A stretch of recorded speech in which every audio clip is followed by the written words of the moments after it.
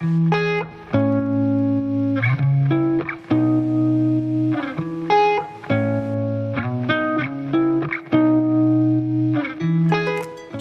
guys, welcome back to my channel. My name is Kesvi and I'm so glad that you are here. Today I'm going to be talking about the second part of my trip to Borneo, about the conservation of the rainforest over there, the orangutans, and about the sunbears. So I hope you guys enjoy. If you haven't watched my last video about my first month and a half there, I suggest you go watch that. I'm going to put a card just up here with a link to that video. So this was the last week of our trip. It was different to the others because we were more integrated with the locals than we'd ever had been throughout the whole rest of our trip. So we were staying in a homestay. I was really scared because of the language barrier, and you're staying in somebody's house that you don't know, and it was just like all very nerve-wracking. But honestly, the people that you stay with there are so lovely. There were two of us staying in each homestay. Me and Misha were together, and we got this beautiful family, the mother and the father. There was 6 girls and 1 boy, and they had this 2-bed like bungalow, which was like on stilts like most of the houses over there were, and the parents got 1 room and we as guests got the other, and then the kids would sleep on like mattresses in the living room. Yeah, but they made us feel so welcome. We cooked with the mother on a couple of the days. Her name was Misa. And we watched cartoons with the kids and played hand clapping games with them. So it was really fun to get to know them, even through like our really minimal communication, by the fact that like obviously none of us spoke the same language. It was a lot of hand gestures so that we could all explain what we were talking about, but I think we got on really well with them. The mother really looked after us. She gave us like clothes to dress in for a community wedding that was happening that day, and she also made us pack lunches a few times. So she like really made us feel like we were part of the family too, which was so lovely. And on like one of the last days we bought something for the family. So at the time crazy bands was such a big thing. So we bought the kids like this big box of like different colored bands and stuff so they could make bracelets, etc.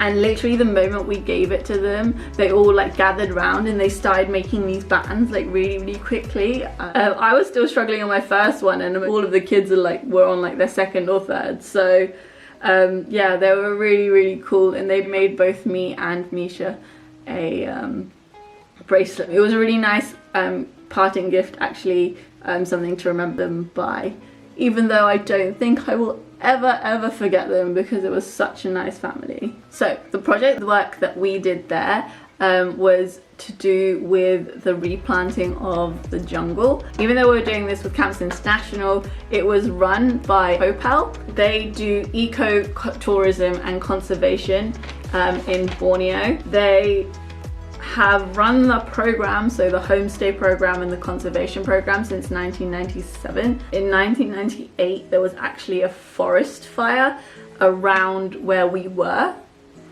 and so it actually took out like 300 acres of the jungle around the village that we were staying in. When I'd gone in 2014, they had replanted about 4,600 square kilometers of forestry, and they were being aided by WWF. So the rainforest that was like around the village was the primary rainforest. So that was the rainforest that was already there.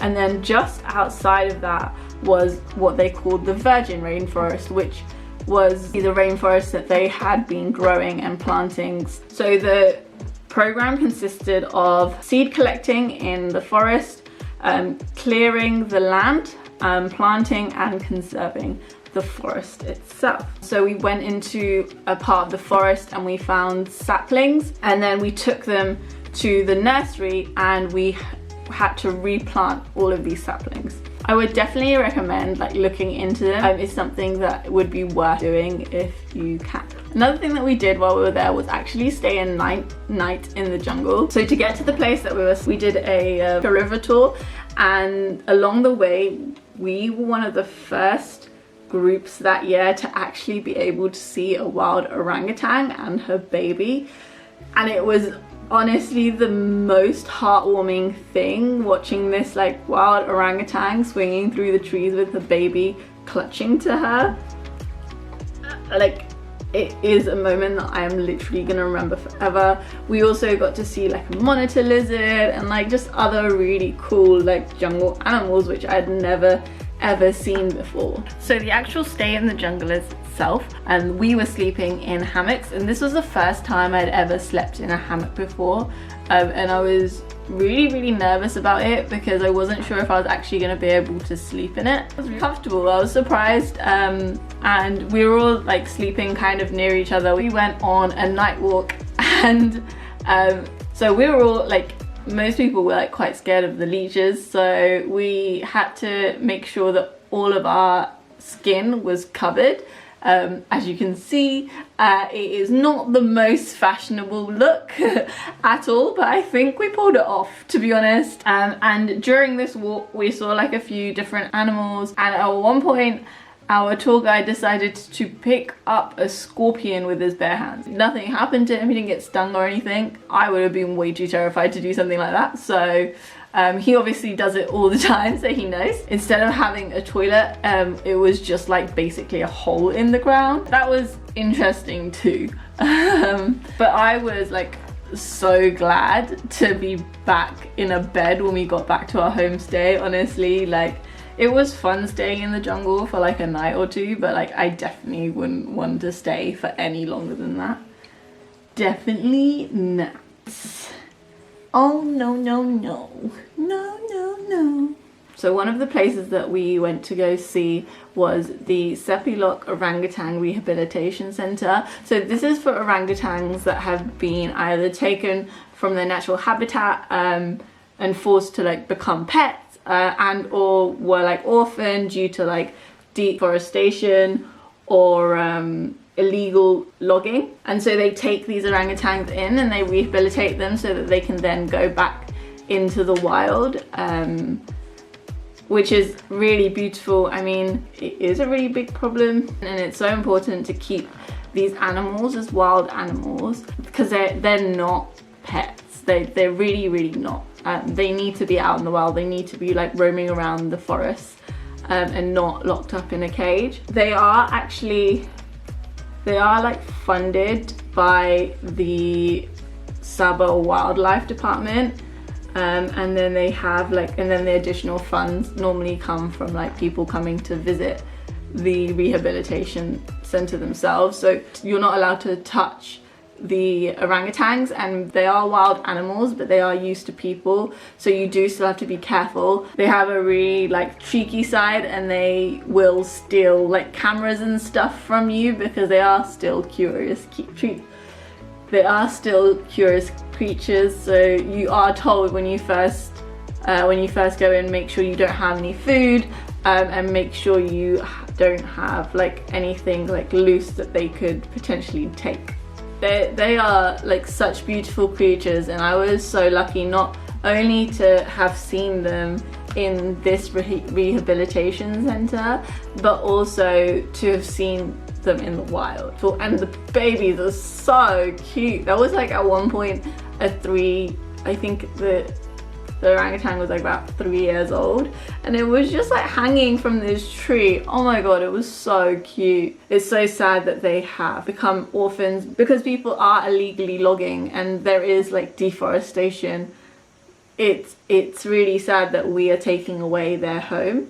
But if you guys if you want to know more about it, they also have a program where you can go and actually volunteer at the center. I'm going to be putting all the links in the description down below so you guys can check that out. Another rehabilitation center that we went to was the Bornean Sunbear Conservation, and they are a rehabilitation center that protects sun bears, which are in fact the smallest bears, and they're adorable.